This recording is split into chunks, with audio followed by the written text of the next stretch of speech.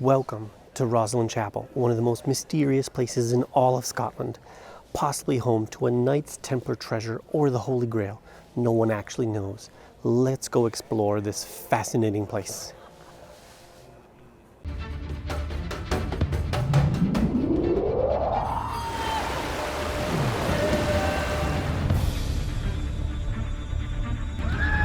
My name is Igor, explorer, adventurer, and a guy who ends up in some interesting places.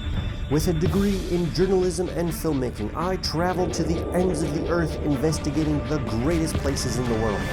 This is Igor Travels the World.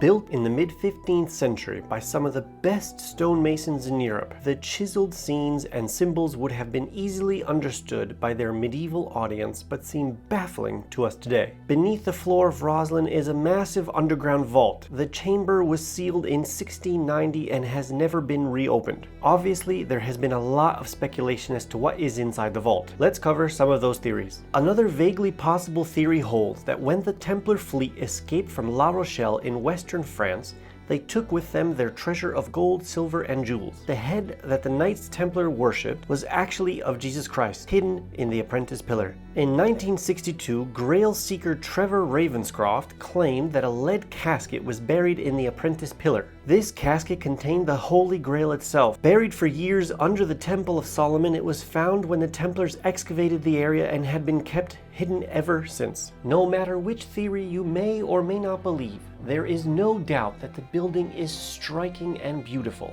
And it's no wonder why over 400,000 visitors come every year to see it for themselves.